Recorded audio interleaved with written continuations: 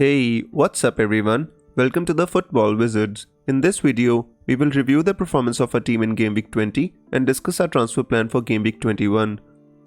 First, let's review the performance of our team in Game Week 20. We had a decent Game Week 20, especially considering the fact that we made 3 transfers and took a hit. We transferred out Ali, Son, and Muse, and we brought in Danny Ings, Sadio Mane, and Adama Traore. It was a risk, especially in the game week, which involved a lot of rotation, but we are happy it came out good in the end. Starting from Gaeta, he lost his clean sheet, but he still got 1 save point. The only good thing is that he lost his clean sheet to our new signing Danny Ings, so I'm not too disappointed with that. So he got a standard 3 points. Alexander Arnold was again really good in the game against Wolves, and he got 2 bonus points as well. And with the double game week of Liverpool coming up in game week 24, I think he is a really good signing. If you don't have him, I think it's a good time to bring in Alexander Arnold. Diego Rico was involved in a game against Brighton. He got a standard 1 point as they lost 2-0 to Brighton. Tomori, we started him on the bench, but he automatically came in as Chilwell did not play. So he came in for a standard 1-pointer. It was a little frustrating as he was subbed off at 57 minutes. If he had played 3 minutes more, he could have got an additional point.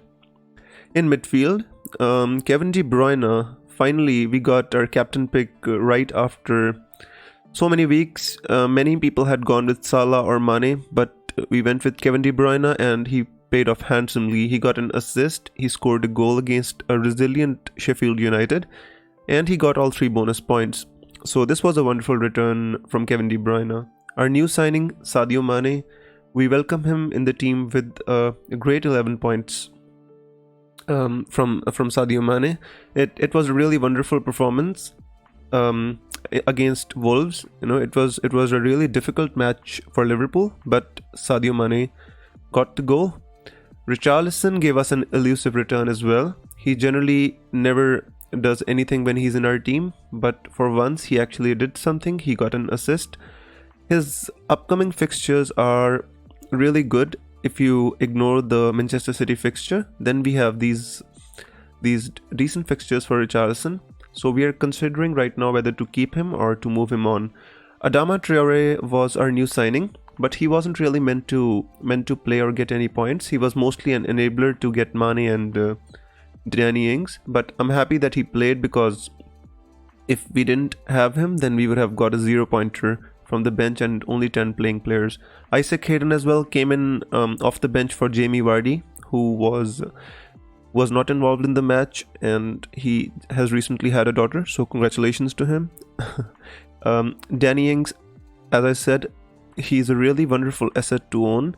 Even against a resilient Crystal Palace, he managed to score a goal and get all 3 bonus points. Although his upcoming couple of fixtures look really tough, but I think Danny Ings is kind of fixture proof if he keeps playing, and if Southampton scores a goal, Danny Ings is sure to be involved.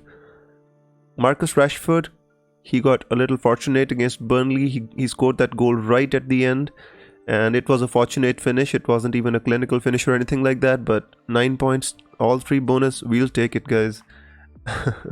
It's really a good time to get lucky, because this game week it was really strange. I've seen a few scores of like 40s and 30s doing rounds on Twitter, and then I've also seen scores of 80 plus doing rounds on Twitter. So there was a lot of diversity in the scores in this game week. So all in all, it was a decent game week for us. Actually, it was more than decent. It was a good game week. If you look at this, we got 78 points, which was essentially 74 as we had taken a hit. And the overall rank, which really suffered last game week, we were around 4.5k in game week I think 18. And last week we had a really bad game week and it suffered, but now it's again with a decent game week, it's back to around 400k, and we are really hoping to get a move on. So now let's discuss our transfer plan. But before we discuss the transfer plan, we just want to show you we just got lucky with this cup win. We had 74 points, and the player that we were up against, he got 72 points. It was a really close game. He had a really decent team as well, but we managed to make it through. And all the best to our opponent for his upcoming game week. Alright guys, it's time to discuss the transfer plan for the upcoming game week. Excuse me. Looking at our team, especially after the 3 transfers that we made last week, I'm fairly satisfied with our team, and only issue is maybe the Lundstrom injury, but I'm not even sure if he's injured or is it a knock, will he play or not. But I'm sure that their manager would like to play Lundstrom, since he gives them so much in midfield as well as in defense. So and anyways, I've got lots of value tied in Lundstrom, so I'm not going to sell him, especially with his 48.1 ownership. So to be honest with you, this team looks good. The only transfer that we can think about making this game week is probably we can take out Danny Ings and we can replace him with Raul Jimenez, since he has a run of 3 good fixtures. But I'm not even sure that Watford away or Southampton away are really good fixtures, but I think Jimenez, just like many other players, is kind of fixture proof because he can score in any game. So this is the only transfer that we can think about making, but I know Danny Ings has a tough fixture against Tottenham, but I want to keep him for the longer term because he seems to be in a really good form at this moment, and I always prefer to select players with good form rather than players who have good fixtures. So for me, the motto is always form over fixtures. So looking at our team, I don't think we really need to make any change this game week. So right now I'm probably thinking about holding my transfer, but as I always say, this is not final and we might change this. So I will upload my final team sheet on Twitter as well as YouTube 1 hour before the deadline. So make sure to like and subscribe, guys, and follow us on Twitter as well. So let's see how our team is lining up for the upcoming game week. So if we don't make any transfers, this is how our team can line up for game week 21, and it doesn't look too bad, especially with many of the players having decent fixtures. The only thing to consider for my team is who to bench out of Richarlison and Fikayo Tomori, because Tomori has the easier fixture, but Chelsea is not really good defensively, and if they concede a goal, so that's again a standard 2-pointer for Tomori. And maybe if I bring in Richarlison for Tomori, and that's how my team will line up.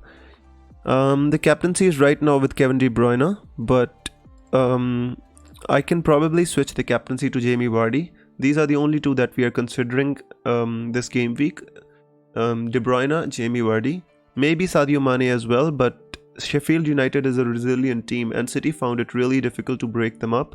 So maybe we will not make Mane captain, but it depends on how things develop and the press conference of the manager, depending upon who will play and who won't, because we expect a little bit of rotation in game week 21 as well. So right now the captaincy is with De Bruyne, but we might change it to Jamie Vardy, but that's about it. Otherwise this team looks settled. Gaeta has a decent game. Chilwell got his rest and he is going to play against Newcastle. Rico as well has a decent match. Alexander-Arnold, of course, plays Sheffield, but we expect a clean sheet after 4 consecutive clean sheets for Liverpool. Richarlison and Fikayo Tomori still, I'm deciding who to play out of Richarlison and Tomori. What do you think, guys?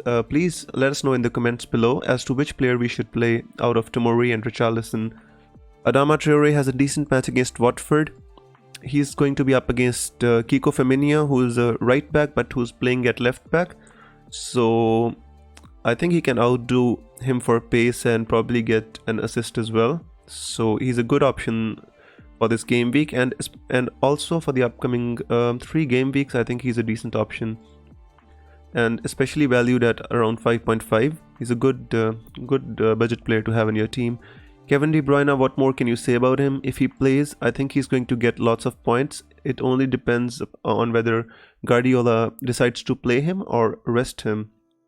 Mane is cool. I think many players have asked me the question about doubling up on Liverpool or even tripling up for their double game week. I think tripling, if you want to triple up on Liverpool, the best way to triple up is getting 2 defenders and Mane. I think it's too expensive to go with both Salah and Mane and 1 defender, because then you have a headache which one to captain out of the 2, and not all the time both are performing really well. I think Sadio Mane is in better form at this moment, so you can choose Mane and 2 defenders, or you can go with the double up, with just like I've done with Alexander-Arnold or Mane. This might change before game week 24. I might bring in another Liverpool player. So for this upcoming double game week, we have to prepare. So the double game week is going to be against let's have a look at the fixtures. The double game week is going to be against Wolves and West Ham. It's not a really good double game week to have, especially with the match against Wolves for Liverpool. And the second match, as you see, it is on 30th Jan, and the next game with Southampton is on 1st Feb. So do not expect I don't expect all the players to play in all the 3 fixtures, so there might be a rotation in there somewhere, guys. So beware of which players you bring in, especially for a double game week. If you want to bring in a defender, many will go for Robertson and Trent Alexander-Arnold. To be rotation proof, I would suggest you to go with Virgil van Dijk. I think he is a better option, especially being a centre back. He won't be rotated that much. So yeah, this is about the Liverpool double game week. And as well, one more team has a double game week in West Ham, but I don't think we should bring in any West Ham assets at the moment. Let's see how David Moyes sets them up and how they play, and then we can decide whether to bring in any West Ham player for the double game week or not. So this is how my team is currently set up for game week 21, guys. And if you have any suggestions, let me know in the comments below. I know this video was a little different from my previous videos, but I've been really busy these past few weeks and haven't been able to get too many videos in. So this kind of a video saves me time, and I can spend more time in talking to you guys and giving my thoughts out rather than spending time making animated videos. So I'm going to try and get more videos in, but let me know if you enjoy these kinds of videos or you want only the animated videos. There also might be a live stream, but I'll see what I can do. So guys, thank you all for your support in 2019. It has been a wonderful year for our channel. I wish you all a very happy new year. I will see you soon in my next video. Till then, take care, and of course guys, may the arrows be green. Bye bye.